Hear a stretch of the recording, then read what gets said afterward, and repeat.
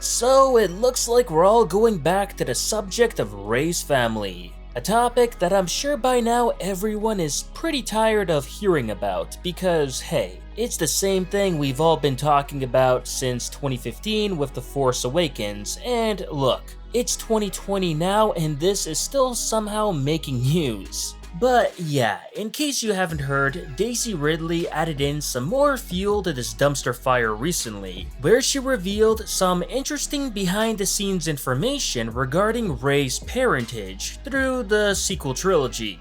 Take a listen for yourself. I want to ask you, I just found this out.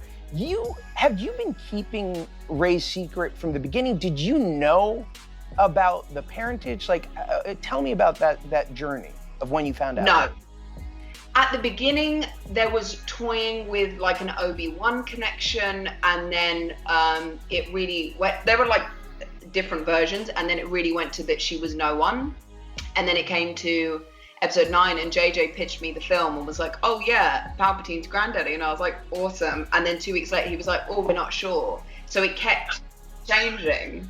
So then even I was filming and I wasn't sure what the answer was going to be.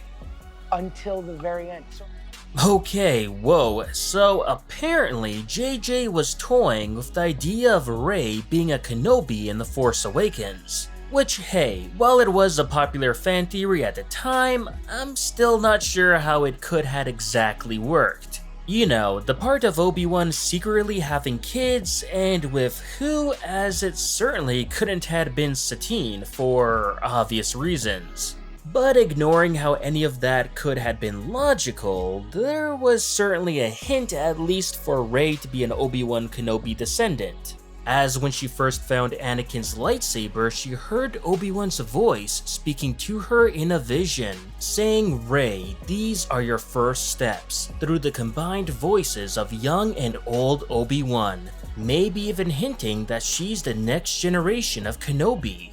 Not to mention, it also would have made sense narratively, because as we all know, when Obi-Wan and Anakin fought on Mustafar, Kenobi of course ended up besting the dark-sided Skywalker thanks to the high ground. So 50 years later, as Ben Solo, the next Skywalker descendant, joins the dark side as Kylo Ren, it would have been Rey Kenobi opposing and defeating him, which would have completed the circle of a Kenobi beating a Skywalker in the Star Wars saga. Then again, I remember back in 2015 when Daisy was telling everyone she knew who Rey's parents were, and she thought it was pretty obvious based on what we saw on screen, making many believe that she was a Solo because of her relationship with Han.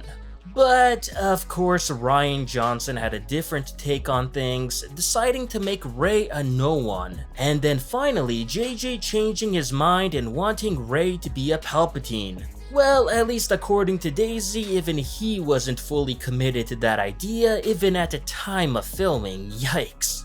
Either way, at the end of the day, none of this really matters. Rey is a Palpatine, which I personally was very happy with. And the sequel trilogy was made without a plan, which we already knew. Simply put, they were making up things as they went along, and this sadly only further adds to that list of evidence confirming exactly that.